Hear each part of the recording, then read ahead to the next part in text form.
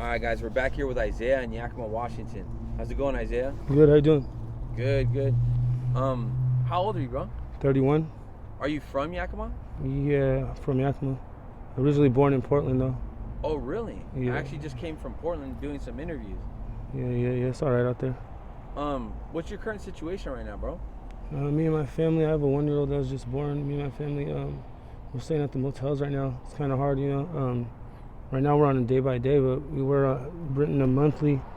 But we're kind of homeless right now due to the epidemic. And me, I caught cancer, and then at the same time, see, my girlfriend's young. She's about 23, and it's just been hard. You know what I'm saying?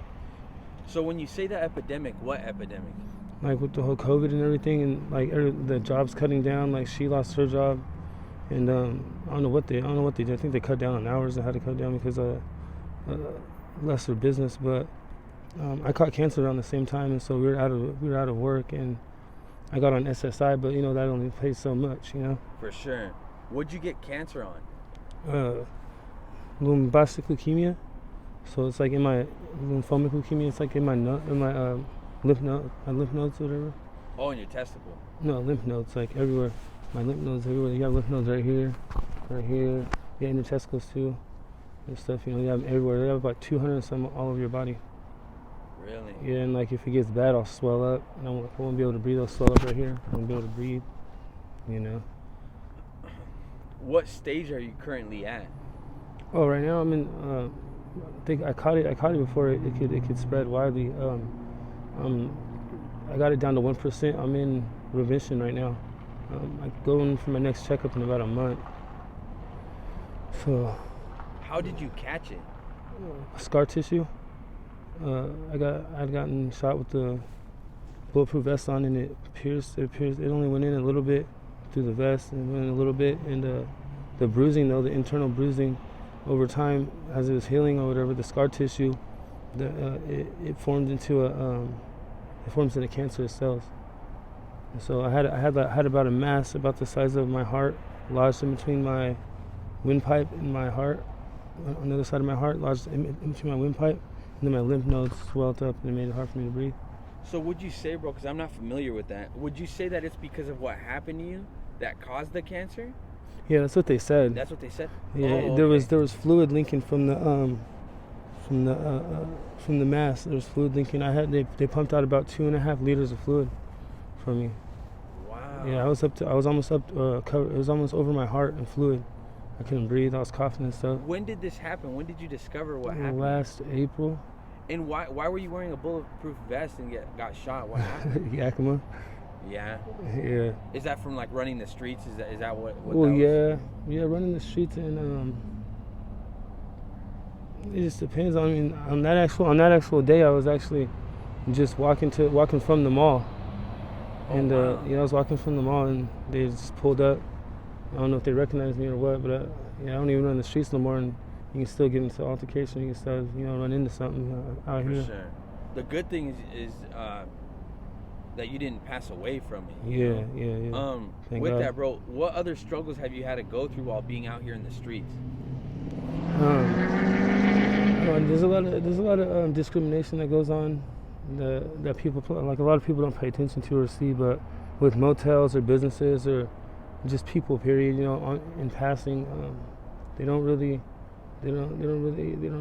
see up to anybody that they see or looks or they feel is homeless or is out here struggling. They really don't take vibe to us, you know what I mean? For sure. Does your family come and check up on you because you said you were from Sela actually before the video? Do they come and check up on you, help you out, anything like that? Well, my dad, most of my family moved away. My dad, he's older now, he's not doing too good right now. So he has to have somebody drive him and stuff because he can't really see too well. That's my biological dad. He just moved back down here. He checks up on me and my brothers every once in a while, but as far as living with him or helping us out like that, he's in a situation himself. He's not homeless, but it's hard these days just to month by month and having a good job, finding a good paying job and stuff like that. For sure, bro. What kind of work did you used to do before the pandemic? I worked in a lot of warehouses. I did a couple fast food restaurants, Little Caesars, Safeway, those type of jobs. I usually do have a job, but with being on SSI, if I get a job and it goes over a certain amount of hours or a certain amount of that, if I make a certain amount, then they cut it off. Which, I mean, I don't know. I'm still battling around if I should just get a job and say forget the SSI, but we'll see how my cancer goes. Oh, my bad, bro. So you said you have a child. How old is your child? A year. A year old? Yeah. Is it a boy or a girl? Boy. Boy. But you're with them and you're with your girl and stuff yeah, like that. Yeah, we stay. So that's good that your family's together, you know? Yeah, we stay in the motel right here, at the Motel 6 right now. We were staying at the Yakima Valley Inn. Somebody had bought out the motel, so they had kicked everybody out. Put us in a situation because we were actually working there for a lower cost of our room. Oh, and, wow. So that was helping us out a lot, but ever since we had got kicked out of there, we're just right here day by day, you know? It's 80 bucks a day, that adds up, you know what I mean? It's kind of hard. How do you come up with the money for that, bro, every single day? I've been selling a lot of my stuff that we'd have, like, that we had accumulated over the past couple of years. I've been selling a lot of my stuff. She's been selling a lot of her stuff, you know, shoes, everything. We sell everything on the internet. I'd be doing jobs like with my uncle, side jobs and stuff like that. And basically that's it, you know what I mean? And then I get the SSI, and she gets TANF, so we try to just, you know. And the SSI is because of the cancer? Yeah. How do you feel that homeless treat other homeless? It's a battle out here. I don't know. It's kind of funny, but I don't know. They have their own little, set of rules. You know what I mean? For sure. And especially when you get into like camps and stuff like that, because they have camps. They set up their tents somewhere, and they have their little spots. But for the most part, they come together. You know what I mean? It's a different community than the regular community. What's your message for the youth about homelessness? I would say education's key, and to always take it to the next level. Always get into college. That way you can have a better paying job. For sure, what I mean? Because I mean, just a minimum wage job isn't gonna make it at this time with our economy, you know. And stay in school and stay out of gangs and drug free if you can. You know what I mean? For sure. And with inflation too, it's, minimum wage isn't cutting it. It's cutting at all. So what's like the most dangerous thing that you've been put in, being out here in the streets?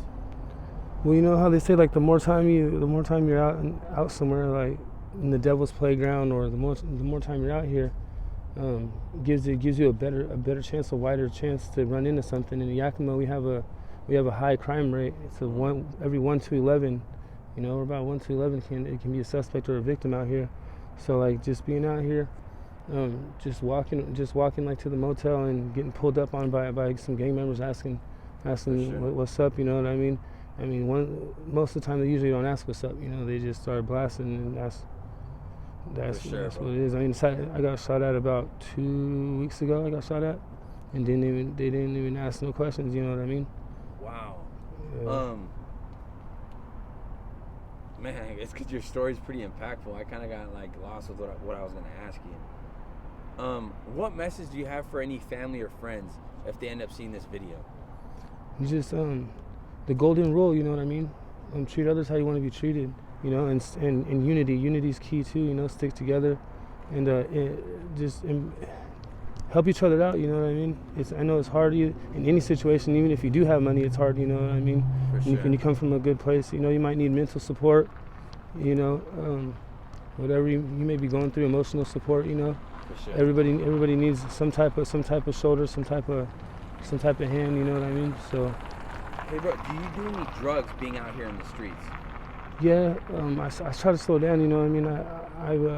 I've struggled with methamphetamines for a long period of time, but I've slowed down way down on that. I still smoke a lot of weed, but you know, for sure. For what we're going through, we got to cope through life now. But yeah, I smoke a lot of weed, but I don't drink. I try not to use drugs. The drugs is just another hardship out here. You know what I mean? It's extra. It's on the finances. It's an extra expense, and it's not for me. And I got a lot to worry about. Just trying to provide for my family and keep a roof over their head.